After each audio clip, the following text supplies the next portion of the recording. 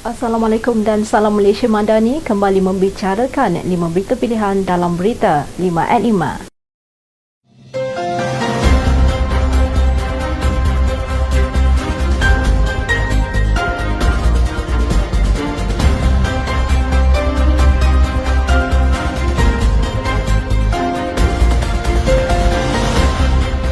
Timbalan Perdana Menteri Datuk Seri Dr. Ahmad Zahid Hamidi memberi bayangan bahawa rombakan kabinet di bawah pimpinan Perdana Menteri Datuk Seri Anwar Ibrahim akan berlaku dalam masa terdekat. Beliau menjelaskan antara sebabnya ialah kekosongan jawatan Menteri Perdagangan Dalam Negeri dan Kos Sara Hidup susulan kematian penyandangnya Datuk Seri Salahuddin Ayub. Terdapat desas-desus kononnya beliau bakal dilantik mengetuai Kementerian Dalam Negeri susulan rombakan itu. Ahmad Zahid berkata beliau sedia menerima apa jua tanggungjawab yang diamanahkan kepadanya. Beliau yang juga pengerusi Barisan Nasional berharap Kementerian Wilayah dan Persekutuan dapat diwujudkan semula dalam rombakan kabinet terbaharu. Menyentuh mengenai jelajah beliau ke seluruh negara, beliau telah memutuskan untuk menjelajah ke semua 191 bahagian UMNO di seluruh negara bagi mengupas isu berkaitan parti termasuk perkara yang melibatkan perundangan dan politik serta beberapa isu lain. Perdana Menteri Datuk Seri Anwar Ibrahim perlu diberikan peluang untuk membuat sebarang keputusan berhubung rombakan kabinet, kata Naib Presiden UMNO Datuk Seri Johari Abdul Ghani. Beliau yang juga ahli Parlimen Titi Wangsa berkata keputusan sedemikian adalah hak mutlak Perdana Menteri dan beliau mempunyai hak untuk menyusun semula pasukannya dengan baik dengan mengambil kira kepakaran pemimpin yang akan dipilih. Media sebelum ini melaporkan kemungkinan berlaku penyusunan semula kabinet dalam masa terdekat dengan beberapa menteri diramal bakal digugurkan dan dakwaan rombakan berkenaan hanya akan dilakukan selepas pilihan raya kecil Pelangai pada 7 Oktober ini.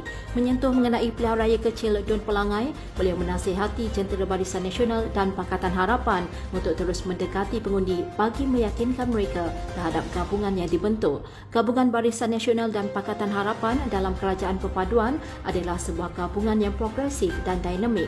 Justeru jentera diingatkan agar terus berusaha berjumpa pengundi serta mengingatkan bahawa antara Barisan Nasional dan Pakatan Harapan adalah satu pasukan yang terbaik yang akan menjaga kerajaan pada masa akan datang. Naib Presiden UMNO Datuk Seri Muhammad Khalid Nordin berharap masyarakat khususnya pengundi di kawasan Pelangai tidak memilih calon yang jauh daripada kerajaan di peringkat negeri dan juga di peringkat pusat. Jelas beliau sewajarnya penduduk perlu bijak memilih wakil rakyat yang benar berkesan yang mempunyai hubungan baik sama ada di peringkat pusat mahupun negeri.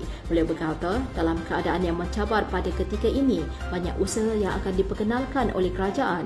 Justeru wakil rakyat yang mempunyai hubungan baik dengan kerajaan perlu diutamakan bagi membantu mereka dalam berdepan dengan segala masalah dan cabaran.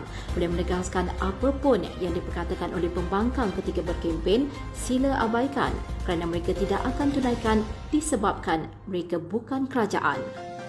Kempen calon Barisan Nasional Pilihan Raya Kecil Dewan Undangan Negeri Pelangai, Datuk Amizar Abu Adam telah meliputi kira-kira 55% pengundi di kawasan berkenaan. Beliau menjelaskan akan mempertingkatkan lagi usaha untuk menyantuni semua pengundi, khususnya golongan muda yang berbaki seminggu lagi. Sementara itu, Ketua UMNO Bahagian C, Datuk Muhammad Khizri Abdul Kasim menganggap calon Barisan Nasional Dewan Undangan Negeri Pelangai, Datuk Amizar Abu Adam adalah calon yang berkaliber, berwawasan dan mempunyai karisma tersendiri. Justeru katanya amat rugi sekiranya rakyat Pelangai tidak memberikan mandat kepada beliau untuk mewakili rakyat di kawasan itu serta anak Firda pada pilihan raya kecil ini. Parti Islam Se-Malaysia telah mengumumkan keputusan tidak mempertandingkan 5 jawatan tertinggi partinya dalam muktamar tahunan yang akan diadakan Oktober ini.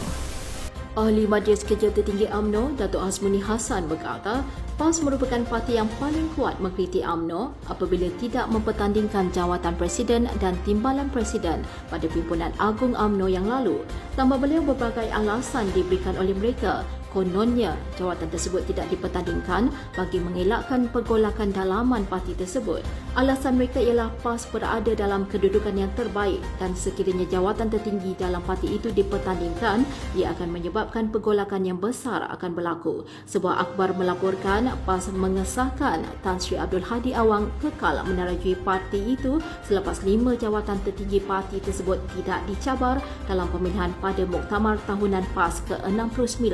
Setiausaha Agung PAS Datuk Seri Taqiyuddin Hassan memaklumkan tiada pertandingan bagi jawatan Presiden, Timpalan Presiden dan 3 Naib Presiden. Sekian dari saya, Kaslinda Abdul Kadir. Jangan lupa temu janji kita Isnin hingga Jumaat jam 5 petang. 5 berita pilihan hanya di Berita 5 at 5. Assalamualaikum dan salam Malaysia Madani.